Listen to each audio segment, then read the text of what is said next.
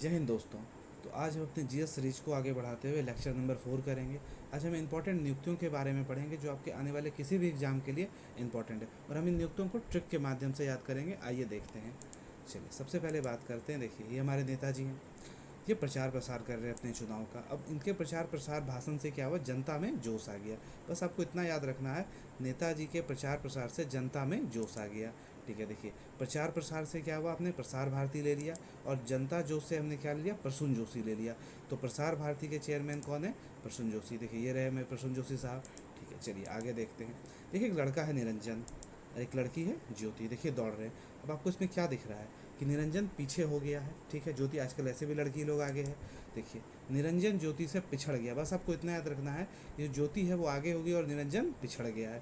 देखिए इससे क्या हुआ, राष्ट्रीय पिछड़ा वर्ग आयोग की अध्यक्ष कौन है, साध्वी निरंजन ज्योति। देखिए 18 मार्च 2026 को बनी है।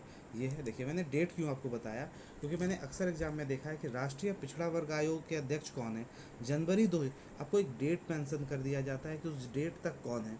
ठीक है, तो अगर जनवरी 2024 तक पूछा जाए तो हंसराज गंगाराम महिर थे उस समय जब की बात है। तो 18 मार्च से पहले भी यही थे। ठीक है, हंसराज गंगाराम महिर। लेकिन आपको मोस्टली आगे पूछा जाएगा, पर ये डेट को याद रखिएगा, इससे आपको समझने में आसानी रहता है। ठीक है, चलिए आगे देखते हैं दूसरी कहानी। अब देखिए ग्रीन लाइट दिख रहा है। जब भी आप एग्जाम देने जाओगे तो ग्रीन लाइट को याद रखना। ग्रीन लाइट से आपका एक क्वेश्चन अगर पूछा जाए तो फिक्स रहेगा 100%। ग्रीन लाइट देखिए, ग्रीन से क्या हुआ, नेशनल ग्रीन ट्रिब्यूनल। अब आप देखिए ग्रीन लाइट, तो अगर ग्रीन इसमें आया है तो देखिए हिंदी, इसका हिंदी क्या हुआ पहले, राष्ट्रीय हरित प्राधिकरण। तो लाइट इसके नाम में आएगा, जो जो भी इसका चेयरमैन होंगे। देखिए न्यायमूर्ति प्रकाश श्रीवास्तव। बस आपको इतना सा याद रखना। अब देखिए क्वेश्चन आपके लिए मैं छोड़ रहा हूँ, भारत में राष्ट्रीय हरित प्राधिकरण की स्थापना कब हुई थी। अक्सर एग्जाम में पूछा जाता है, इसलिए आपको इसको कमेंट में इसका आंसर बताइएगा। चलिए अब हम आज नीति आयोग की बात करते हैं। देखिए नीति आयोग के नए सीईओ अभी नियुक्त हुई है हाल फिलहाल में। कौन, निधि छिब्बर हुई है। देखिए निधि छिब्बर, ये कब नियुक्त हुई है, तो 24 फरवरी 2026 को नियुक्त हुई है। ठीक है, अब देखिए इसको याद करने का ट्रिक क्या है। नीति से हमने एन लिया और सीईओ से सी लिया। आपको एग्जाम में ऐसे ही पूछा जाएगा कि नीति आयोग की नई सीईओ कौन नियुक्त हुई है। ठीक है, तो नीति आयोग से आप एन लीजिएगा और सीईओ से सी लीजिएगा, और अब दूसरी तरफ भी बस एन सी कर दीजिएगा। देखिए एन से निधि, सी से छिब्बर। तो एन सी, जब भी सीईओ आप याद करना है नीति आयोग का, तो एन सी दोनों तरफ आपको याद कर लेना है। अब देखिए कुछ एक्स्ट्रा फैक्ट आप याद कर लो यहाँ पे कि नीति आयोग की स्थापना कब हुई थी, 1 जनवरी 2015 को। नई दिल्ली हेडक्वार्टर है, गैर संवैधानिक निकाय है। गैर संवैधानिक का मतलब होता है कि संविधान में इसके बारे में कोई चर्चा नहीं है, आर्टिकल में कोई चर्चा नहीं है।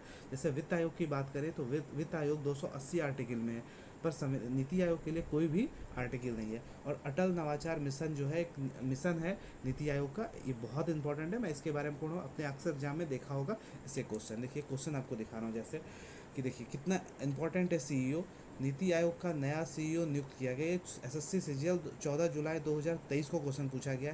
तो इससे जो पहले सीईओ थे VVR सुब्रमण्यम थे, और उन्हीं को बदलकर नीति छिब्बर 24 फरवरी 2026 को बनी है। ठीक है, चलिए अब फिर हम नीति आयोग की बात करते हैं। देखिए आपको पता है कौन है, राजा अशोक। ठीक है, राजा अशोक की नीति महान थी। बस आपको एक लाइन याद रखना है। ठीक है, देखिए नीति आयोग के उपाध्यक्ष की अब बात करते हैं। उपाध्यक्ष कौन है, अशोक कुमार लहड़िया। ठीक है, तो बस आपको इतना देना, अशोक की नीति महान थी। अशोक से अशोक कुमार लहड़िया, और नीति से नीति आयोग। तो सीईओ मैंने बता दिया और उपाध्यक्ष बता दिया। अब आप बोलोगे कि अध्यक्ष कौन होता है, तो अध्यक्ष प्रधानमंत्री होते हैं, और अभी नरेंद्र मोदी है, तो इसलिए अध्यक्ष आपको पूछा जाए तो वो हमेशा प्रधानमंत्री होते हैं। तो सीईओ कौन हो गया, सीईओ हो गए निधि छिब्बर, और उपाध्यक्ष हो गए अशोक कुमार लहड़िया। ठीक है, चलिए देखिए 24 अप्रैल 2026 को बने। हाँ, एक खास बात याद रखिए। देखिए अगर पूछा जाए कि अशोक कुमार लहड़िया से पहले कौन थे, तो सुमन बेरी थे, क्योंकि 24 अप्रैल का बात है। अगर 24 अप्रैल पहले का पूछ दिया जाए कि अप्रैल से पहले कौन थे, तो सुमन बेरी थे। ठीक है, चलिए आगे देखते हैं। अब देखिए एक सीढ़ी, आपको चमकता हुआ सीढ़ी दिखाई दे रहा है, आपको देखा होगा सीढ़ी आप लोगों ने। और एक देखिए मनी। अब मनी चमकता है चमकता, हम किसी ने देखा तो नहीं है, पर मूवी में तो दिखाया गया है। तो आपको इतना याद रखना है, मनी जो है, देखिए एक लाइन याद रखना है, सीढ़ी मनी की तरह चमक रही है। देखिए है ना, मनी भी अब हम लोग देखेंगे चमकता है, और सीढ़ी भी चमकता है। तो बस इतना याद रखना है, सीढ़ी मनी की तरह चमक रही है।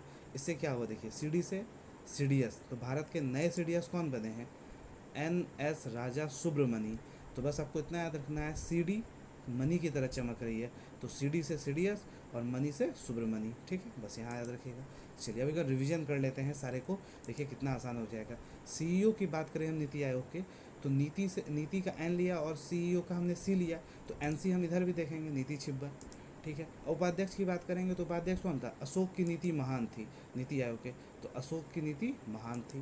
देखिए पिछड़ा वर्ग कौन पिछड़ गया था? निरंजन ज्योति से। देखिए निरंजन ज्योति से पिछड़ गया, बस इतना याद रखें। कौन पिछड़ गया था? निरंजन ज्योति से पिछड़ गया।